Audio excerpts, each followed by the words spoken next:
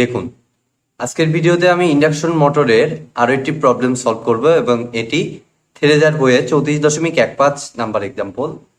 তো ভিডিওটি শুরু করার আগে আমি বলবো, এর আগে কিন্তু ইন্ডাকশন মোটর রিলেটেড আমি অনেকগুলো ভিডিও আমি দিয়েছি। সেগুলো অবশ্যই বেসিক ভিডিও, এই ক্লাসগুলো বেসিক। তো আপনারা আমার প্লে লিস্টে গেলেই কিন্তু ইন্ডাকশন মোটরের প্লে লিস্টটি খুঁজে পাবেন এবং সেখানে আগের ভিডিওগুলো আপনারা কাইন্ডলি দেখে আসুন।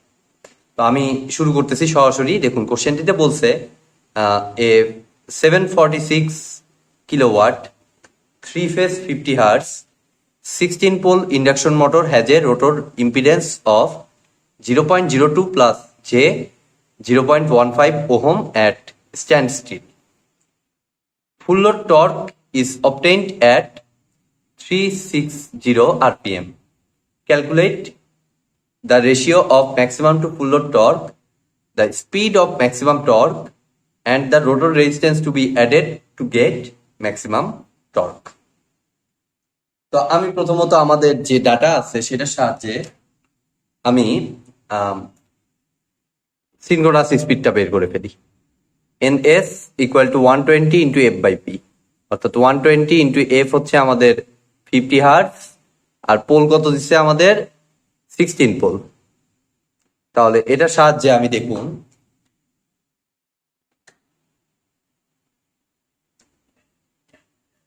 120 into 50 divided by 16, 375 rpm।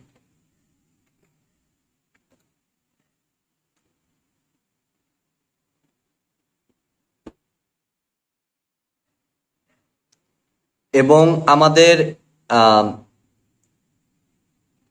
কোথায় আমার ফুল লোড টর্ক হচ্ছে আমাদের 360 rpm, অর্থাৎ nr, এটাকে f দ্বারা ফুল লোড বুঝাইলাম, এটা হচ্ছে আমার 360 rpm।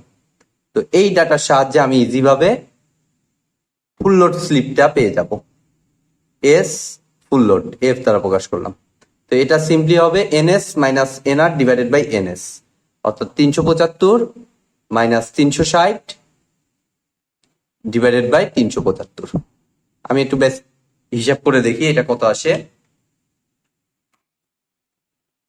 375 minus 360 divided by 375, 1/25, 0.0। এটা আমার বেসিক্যালি আসতেছে 0.04।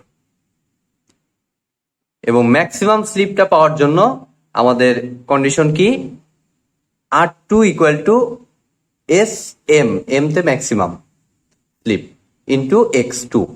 তাহলে R2 এর ভ্যালু কত আমাদের, এই যে সিম্পলি 0.02। এস এমটা আমাদের বের করে নিতে হবে এবং x2 হচ্ছে আমাদের 0.15, ইমাজিনারি পার্ট যেটা।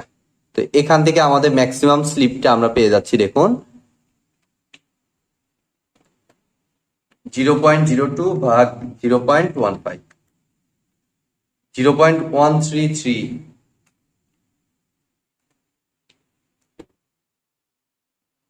যা আছে এভাবে লিখলাম 0.1333। ঠিক আছে, এখন এই কন্ডিশনের জন্য আমি এক নম্বরের কোশ্চেনে যেহেতু চাইছে the ratio of maximum to full load torque, তাহলে এটার কন্ডিশনটা কি, torque full load divided by maximum torque. এটার রেশিওর ফর্মুলাটা হচ্ছে 2 into S F into S M divided by S F এর উপর স্কোয়ার প্লাস এস এম এর উপর স্কোয়ার। তো এই ডাটার সাহায্যে আমি দেখুন, আমার তো সব ডাটাই জানা, এস এফ ও জানা, এস এম ও জানা। এস এফ হচ্ছে আমার 0.04, এস এম হচ্ছে আমার 0.1333, এটা 0.04 এর উপর স্কোয়ার প্লাস 0.1333 তার উপরও স্কোয়ার।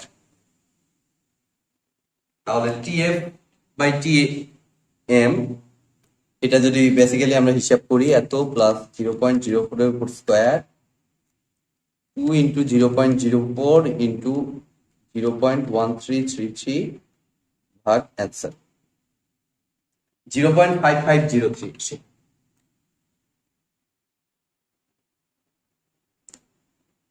এটা হচ্ছে বেসিক্যালি আমাদের TF full load by maximum, but আমার কোশ্চেনে চাইতে হইলো ম্যাক্সিমাম টু ফুল লোড, তার মানে এটাকে জাস্ট ইনভার্স করে দিব আমি, টি ম্যাক্সিমাম বাই টিএফ, জাস্ট ক্যালকুলেটারে এটাকে ইনভার্স দিয়ে দিবেন।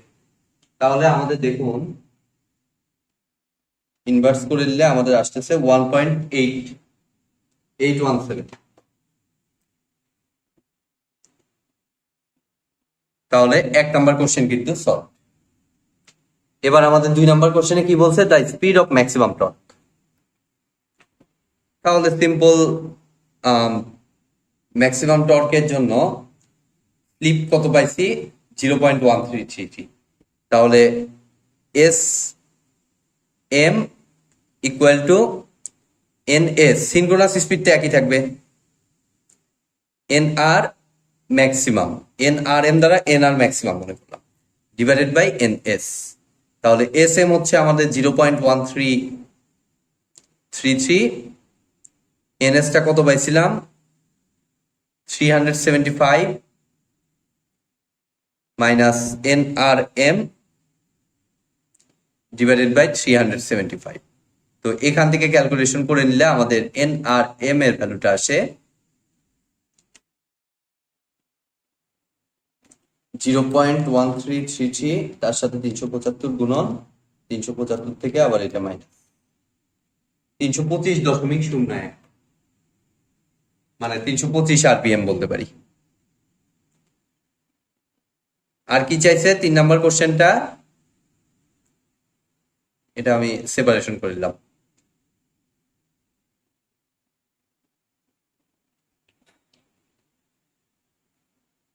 The rotor resistance to be added to get maximum torque.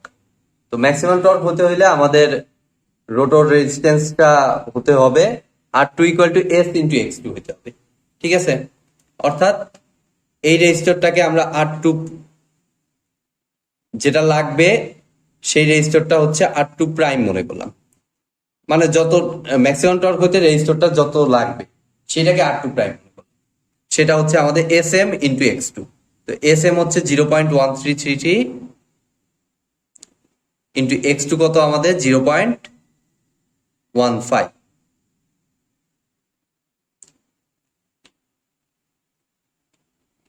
তাহলে 0.15 তার সাথে 0.13, সরি দুঃখিত, দুঃখিত,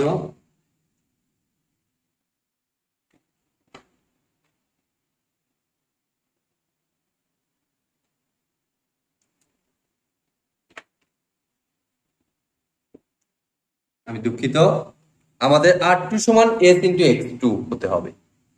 অর্থাৎ আমি R2 এর ভ্যালুটা এমন ভাবে হিসাব করবো যেন সেটা স্লিপ এবং আমার X2 যেটা আছে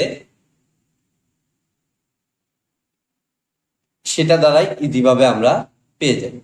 অর্থাৎ the rotor resistance to be added to get maximum torque, ঠিক আছে। অর্থাৎ R2 ইকুয়াল টু বেসিক্যালি আমাদের হইতে হবে X2 সমান, R2 কে বেসিক্যালি আমাদের হইতে হবে X2 সমান, এবং সেটা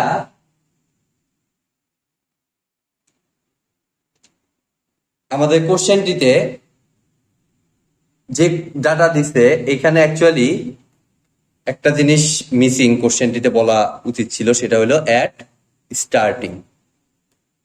এই কথাটা আমার কিন্তু মিস করছে, সো এটা একটা বড় মিস্টেক, এটা ছাড়া আসলে এই কোশ্চেনটি সলভই করা যাবে না। তো স্টার্টিং অবস্থায় আমরা জানি ম্যাক্সিমাম টর্ক প্লাস সেটা স্টার্টিং কন্ডিশনে। তো maximum torque starting condition, maximum টর্কের কন্ডিশন হচ্ছে R2 equal two SX2, are starting অবস্থায় আমাদের স্লিপ কিন্তু হয় 1, অর্থাৎ কারণ স্টার্টিং অবস্থায় আমরা কোনো এনআর এর ভ্যালু পাই না, এনআর হচ্ছে 0। স্টার্টিং কন্ডিশনে রোটরটা ঘুরতে পারে, রোটরটা ঘুরতে কিছুটা সময় নেয়, যার কারণে স্টার্টিং কন্ডিশনে এনআরটাকে 0 ধরলে এনএস কাটা গিয়ে 1 হয়, ঠিক আছে। অর্থাৎ বেসিক্যালি এক্ষেত্রে আমার R2 প্রাইম, যেটা নতুন R2টাকে R2 প্রাইম মনে করলাম, এটা ইকুয়াল টু হতে হবে S ইন্টু X2, S এর ভ্যালু 1, মানে 1 ইন্টু X2, অর্থাৎ শুধুমাত্র X2, ঠিক আছে। তাহলে x2 এর ভ্যালু আমাদের কত দেয়া আছে 0.15। তাহলে নতুন R2 প্রাইমের ভ্যালুটা হবে 0.15। এখন এটা হতে হইলে আমার কাছে অ্যাভেলেবল আছে 0.02 ওহম, তাই রেজিস্টার অবশ্যই বাড়াইতে হবে। কতটুকু বাড়াইতে হবে? সিম্পলি সেটাকে R2 ডাবল প্রাইম মনে করলাম এবং সেটা বেসিক্যালি হবে এই 0.15 থেকে আমার বিয়োগ দিতে হবে কত 0.02। জাস্ট আমি ক্যালকুলেটর বিয়োগ করে দিলে এত ওহম রেজিস্টার আমার সিরিজে অ্যাড করতে হবে। ঠিক আছে, আমি বিয়োগ করে দেখি, এটা 0.13 ওহম, 0.13 ওহম। তো আজকের মতো ভিডিওটি এ পর্যন্তই। ভিডিওটি যদি ভালো লেগে থাকে অবশ্যই ভিডিওতে একটি লাইক দিবেন, বন্ধুদের সাথে বেশি বেশি শেয়ার করবেন, আর চ্যানেলে নতুন হয়ে থাকলে অবশ্যই চ্যানেলটি সাবস্ক্রাইব করবেন। ধন্যবাদ।